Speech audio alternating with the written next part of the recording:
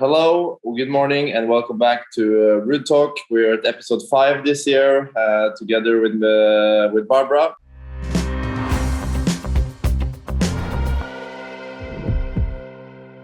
We're gonna have a little chat about. We haven't talked in a couple of weeks, Barbara, so I think we have things to catch up on. And it's grass season. It's I have been a bit absent from the tour. I've had some rest. I had some weeks to recover after a hectic clay season. For my part, I played, every single week of the clay, so it was both physically and mentally nice to have a little break for a couple of weeks. And later today, I'm gonna fly over to London to hit on grass again in about a year, or for the first time in about a year. So it's going to be interesting. And you, Barbara, I'm sure that you have a lot of things to I have a very long Casper. It's about this long, and okay. Go through it. Yeah. I know that you have a flight to catch, so we're gonna go step by step all the way. Yeah. So first of all, welcome again. Very excited. I'm already starting to miss you in between the episodes, I have to say, because it's kind of like a routine for a year and a half already now. It's like, when is the next Casper Ruud talk? And here we are. So where are you, first of all? I'm at home, just at the dining table. That's where my screen is now. And it's been beautiful in Norway since French Open or Roland-Garros when I came back. It's been 3-4 months almost before I got back home. So the apartment has been empty, and it's nice to use it when you have it. And to stay home now for a couple of weeks was nice. I was quite, tired both physically and mentally. I had some physical problems here and there that I needed to take care of, which is good again. So it's been a nice couple of weeks after Roland-Garros, and really enjoyed the time. There's no better place than home, especially recharging your battery. So I totally agree with you there. So you're heading to London, to Wimbledon in a couple of hours, actually. Yes. Now, I have to ask you right away, have you booked a house this year? Because, that's been one thing, we talked about it last year, and I said it's a must. So, So what is it? I'm very lucky this year because a Norwegian family, they own a house and they're not there. So it's just... Perfect.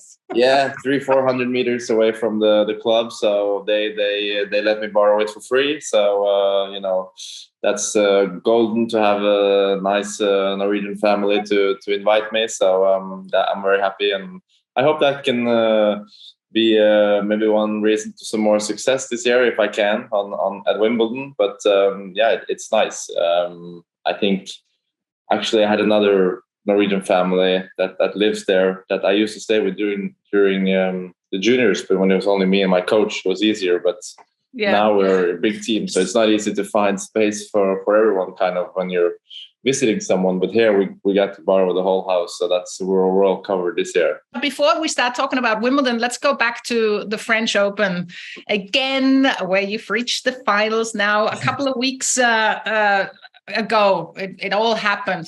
When you reflect now to how these couple of weeks went for you at the French Open, you've obviously reached the finals there once again.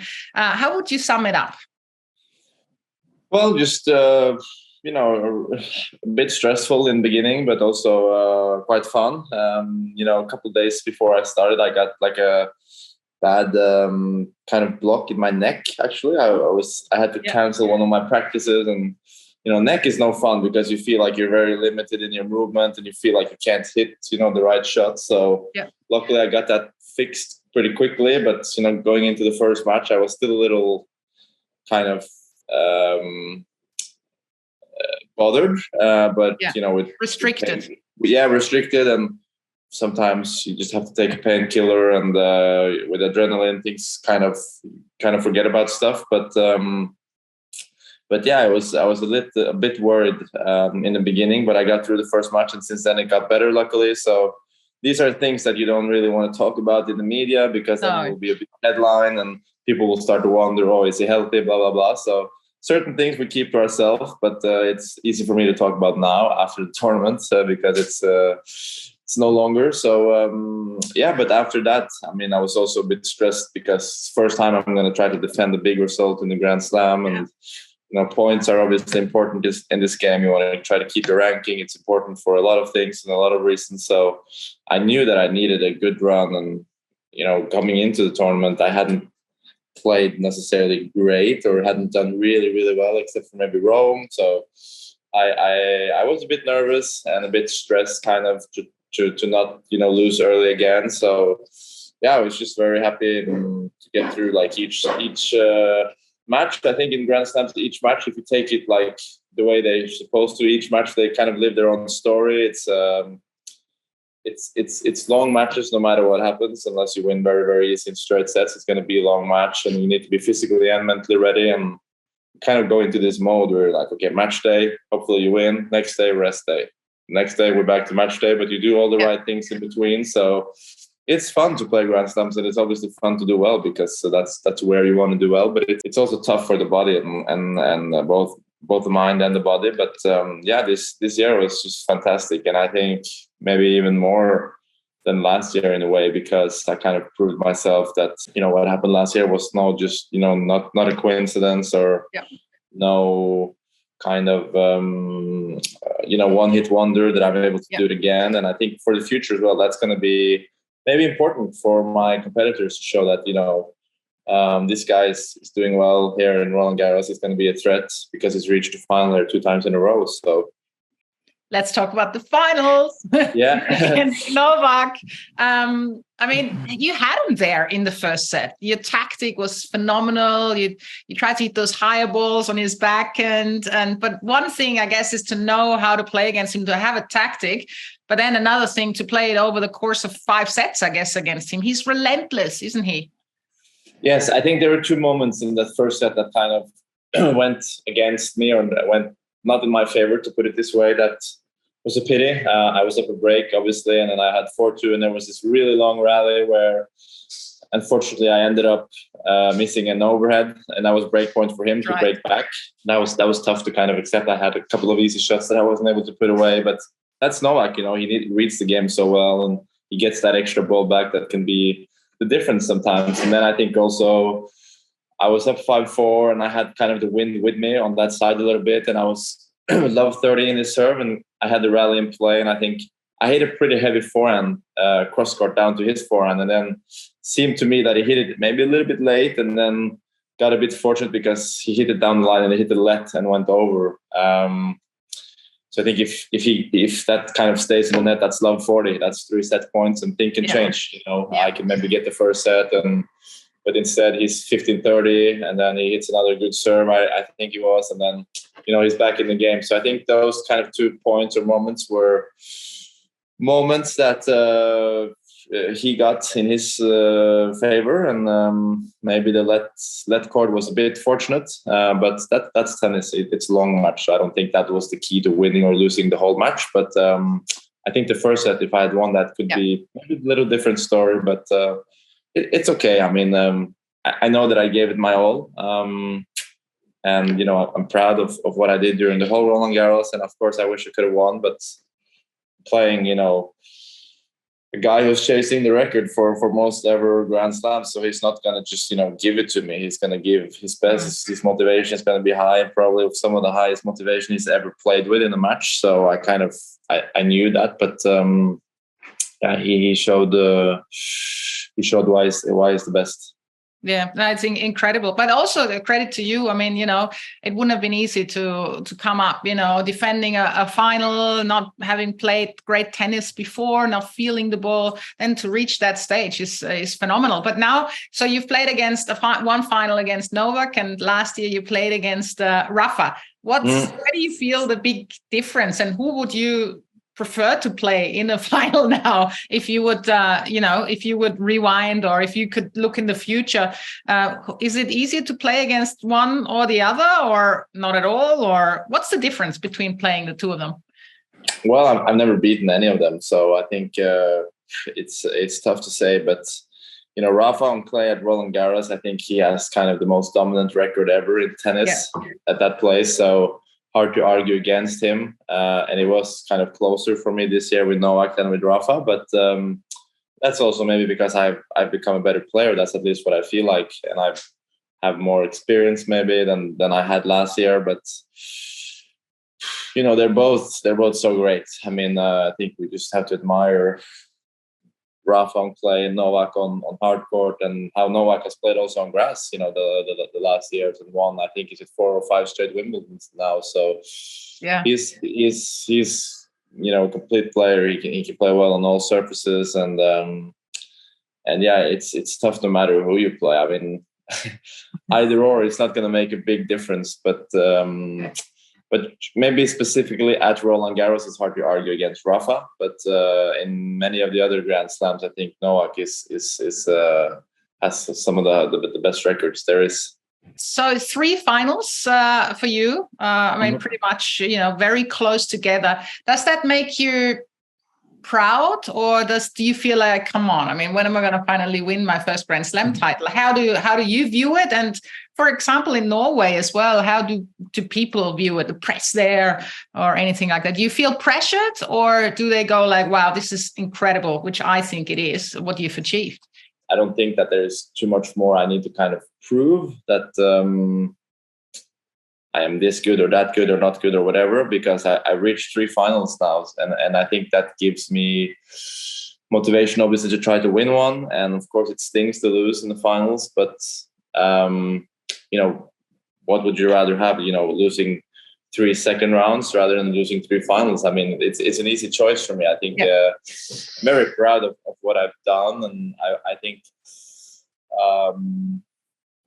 to me, in my mind, at least, people can kind of think and believe all they want or have an opinion. But in my mind, I think that shows great things for what the future can hold. I'm motivated to try to take that last step and try to win one. Of course, that's my biggest dream, my biggest goal since I was a young kid. And I've reached 3 finals. I haven't been like extremely close, except for maybe US Open last year, where it was a little closer because was 1 set all and I had set points to take the 3rd set. So That's the one that kind of I will remember, at least for now, for being the closest one. But I think I've just realized that I'm doing well, but there's still plenty of things that can improve and become better. And I wish to always try to develop as a player. And I know that if you look at like statistically, I think the period in my career now is where you can sort of kind of feel like you will peak. I think there are no kind of age limits anymore, because you have Alcaraz winning at 19 years old and you have Novak now winning and Rafa at 35, 36 years old. So I think it's a big gap. These next 5-6 years can be very important and hopefully very enjoyable and giving as long as I stay healthy. And I think the next years is going to be exciting for me. So do you think, I mean, you played against Novak in the finals there. Do you think he can, or do you think he will win the Calendar Slam this year? He certainly can. I think he's 2 of 2 so far. So he was close the other year and got stopped at US Open. So he is, to me, the favorite going into Wimbledon. He has most experience of all players, and the group that we are in the top 10 or top 20 is fairly young compared to just him being there at the top, kind of holding us back at the moment. So, he has a lot of players wanting to beat him, and grass is, you can argue it's a little more tricky, but he's won the last 5 times, I believe. So he knows what he's doing, and I think motivation for someone else to win one this year is going to be high among the players, but I think he's the favorite to win. I mean, there's it's going to be fun. Every match kind of is open, but at the same time, he's in my eyes the biggest favorite. And then let's see who does well. I have to ask you about your sisters, because you've got your 2nd platter now from the French Open, and your sisters stole them. I think Charlotte and Caroline, they were just taking them away. What, do you have them in your kitchen somewhere? What are you using them for? Cheese platters or? I haven't used them as food platters yet, but I think it's good that maybe that's a good idea, because now we have 2, so I can share one with Maria, my girlfriend and partner.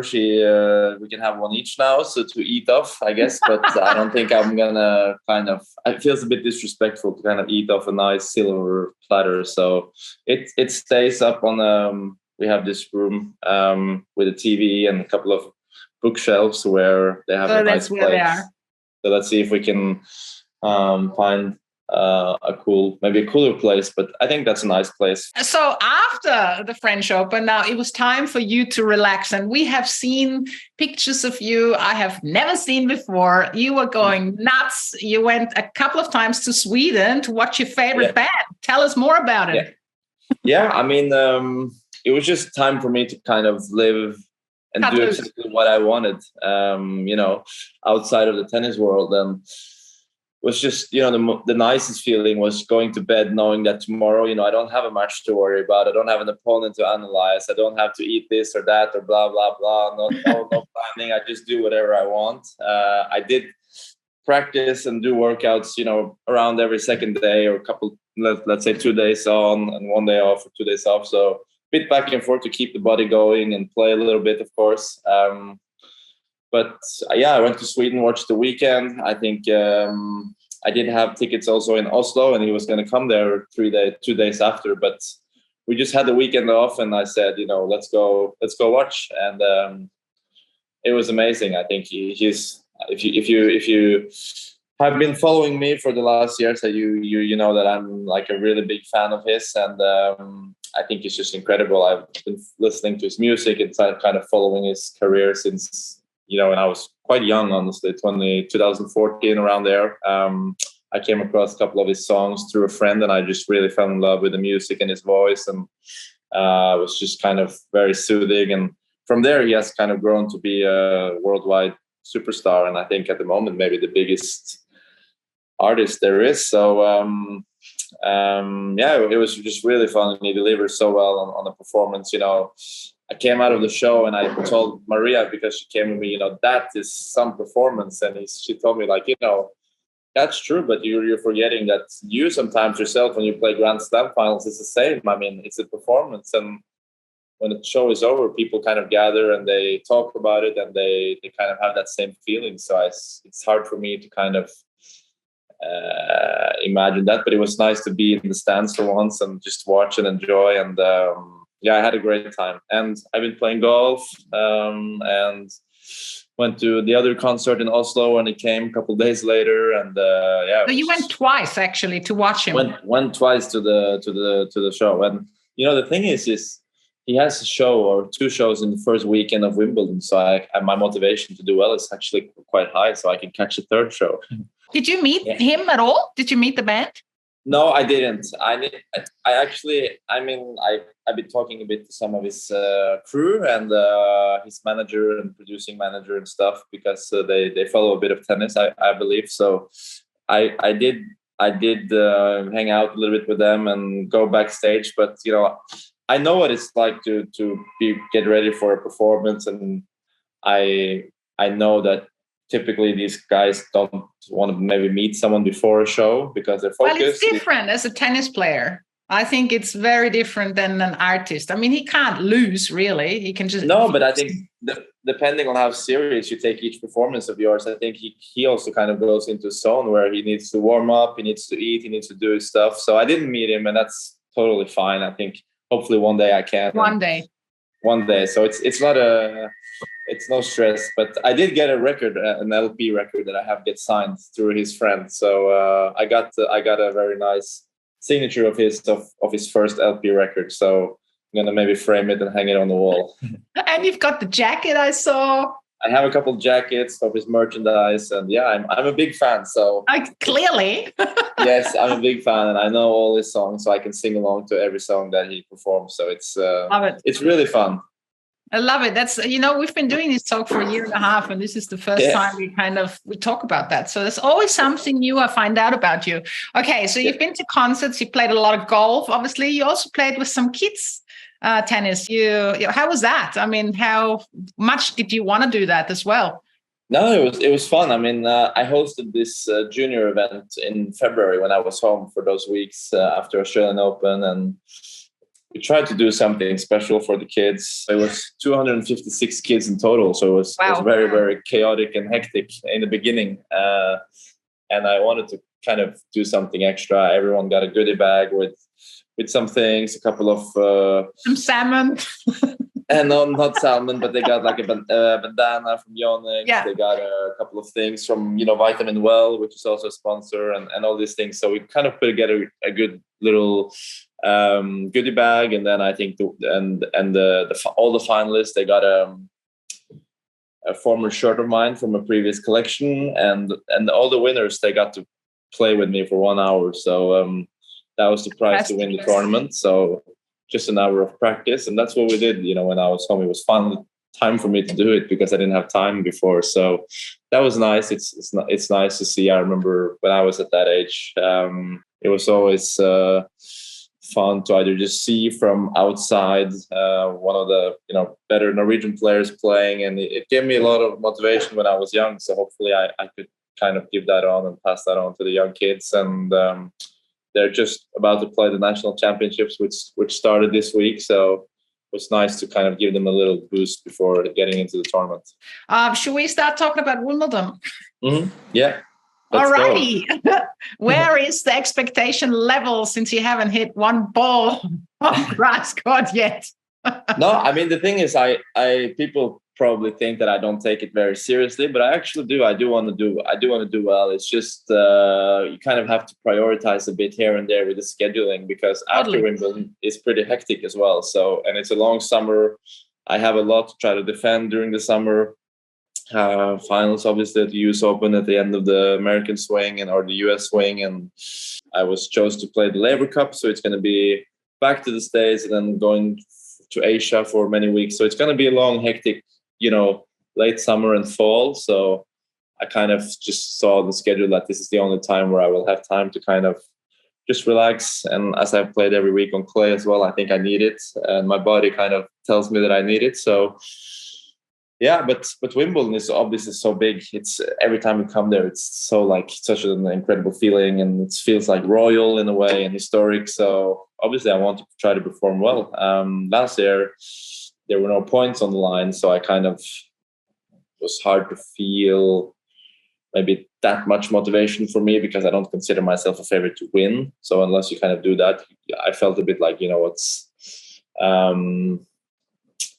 didn't really give me too much to make the third round or whatever. So but this year it's different. I mean, try to do well. You can pick up a couple of points or whatever if you do well. But if you don't do well, that's also fine. I mean, there's a lot of things that's going to happen after Wimbledon. But Wimbledon, it is a big goal to me. I mean, obviously want to do well. It's maybe the Grand Slam that most people around the world have heard about in a way. I think it has the most prestigious name and so on. So it is a tournament that I watched all my childhood on TV as well. So to perform well there is obviously a goal, and I'm kind of already focused on it. When I'm practicing on hardcourt at home, it's because we don't have grass courts in Norway. So don't get me wrong. It's not because I don't want to play on grass. It's just that we don't have a single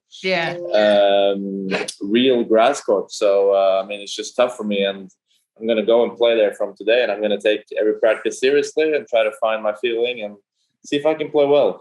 That's kind of my mentality towards it. So what's your relationship in general with Wimbledon? I mean, you said it is the most prestigious event. Everybody knows about it. But personally, like when you set foot on grass into the stadium and everything, how is that for you? Is it still very special, even though you've already reached so much in your career?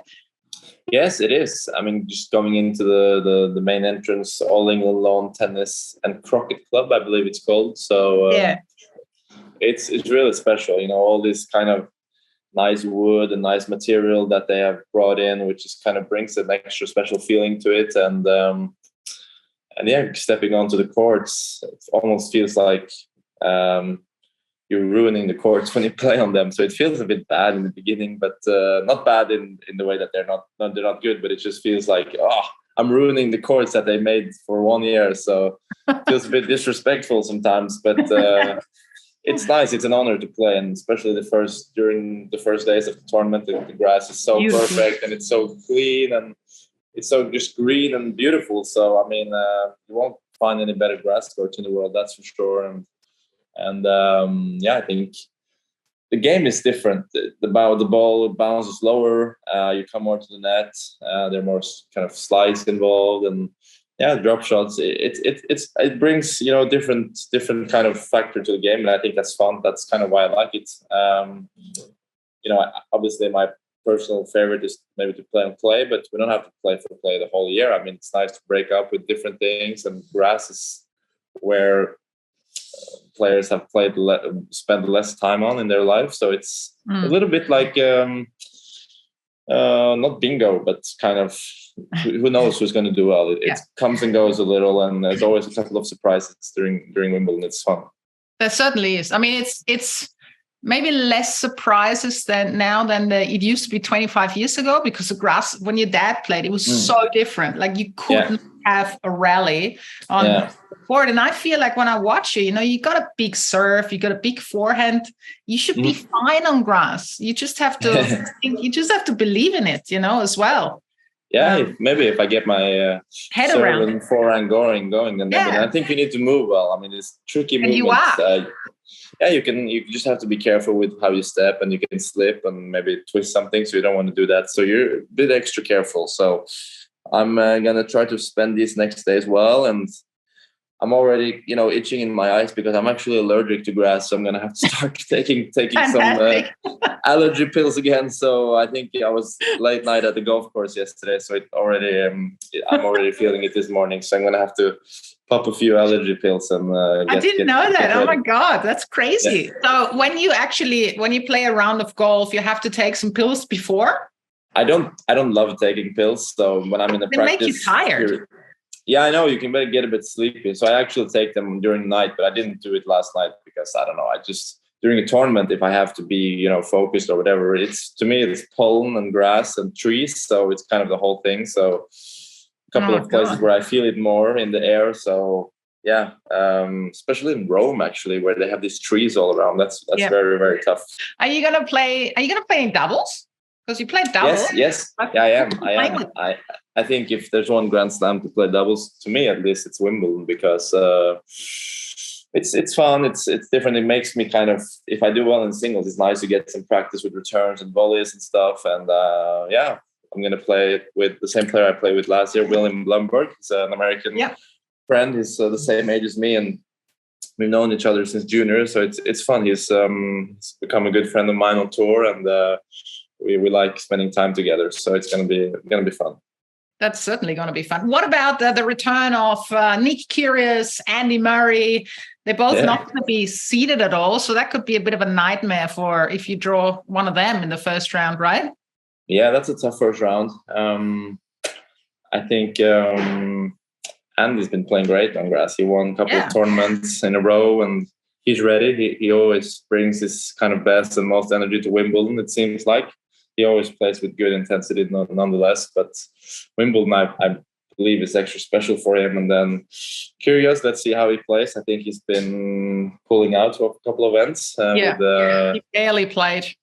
Yeah, so let's see. He's obviously finalist from last year, so I'm sure he's going to have motivation to do well this year as well. So it's going to be an interesting year. It always kind of is, and it's so many young players, so I think it's fairly open. But Murray and Novak are the ones in the draw that has the most experience. They've won it before, and both of them will be. Andy will be maybe one of the unseeded to really watch out for, and Novak is obviously going to be seeded number 1 or 2. So him you will watch out for no matter what. But Murray is a very, very tough first round for sure. Carlos Alcaraz won his first grass court title. He's only played 11 matches on that surface. How phenomenal do you think that is? Or is it a surprise and not at all to you to see him doing so well? Yeah, I think honestly I didn't watch much of the tournament last week, but I did watch a couple of highlights. Yeah. No offense to anyone, but I was busy doing other stuff. So, but I did watch some highlights, and it's always fun. Him and Bublik was fun to see them both winning, and Bublik especially always brings, and Alcaraz as well. They always have kind of some highlights from every match they play, even if it's just something fun happens or if it's an unreal rally or whatever. So. He's kind of joined the favorite group, I think, for Wimbledon. Alcaraz, especially, was winning Queens, and I'm sure his confidence has grown. And we played each other actually last year at this exhibition event in London before the Wimbledon started. Hurlingham Club, yeah. So then he was a little unexperienced and hadn't been playing so much. So I'm happy I played him there and not some matches after. But he did quite well, I think, in Wimbledon last year. I think he made fourth round, and I think he lost. Who did he lose to? Was it Sinner, I believe. Who? I think he lost to Sinner last year. Oh yeah, that's right. Yeah, he had. But he's going to be seeded number 1, and I think he's going to have good confidence coming in. And it's going to be fun to see. Yeah, he said he was watching a lot of videos of Roger and Andy Murray playing on grass, and that's how he kind of studied them, how they were playing on that turf. Is that something you consider doing as well? You know, to maybe get more comfortable on that surface? For sure, I do. I'm going to start, watching some kind of highlights from before and how the best players in the history of on grass have played. And I don't consider myself, but if you can take some small things from their game and try to put it into your own game, maybe it can help. And I think that's helped definitely for Alcaraz last week in Queens. And you have to move well, and you have to kind of know that, the loopy high shots is not going to work as good, and you're going to have to try to keep it low, even if you're on the defense and running. Low slice can be effective and so on. Yep. So it's things that you have to change, and your mind needs to change a little when going from, especially clay to grass, is the biggest difference, and that's what we do from after Roland-Garros until the grass. Did you see Roger was having a hit with the Princess of Wales in Wimbledon the other day, a couple of weeks ago? Yes, it was pretty good, wasn't it? It was fun. Yes, yes, it is. Seeing Roger at Wimbledon is always just very special, and I think he will make returns there in the future for many years to come. So I saw he also was at Halle, and I mean, I've heard he's more busy now than ever before. So it's anytime he's back in a tournament or at Wimbledon or whatever, it's always fun to see. Apparently, he has about 200 requests every single day. So you have to be very selective of what you're doing. Maybe you can play mixed doubles with the Crown Princess Mette-Marit. Is that, if she plays tennis? Or you should bring her to Wimbledon and you should have a little hit or something.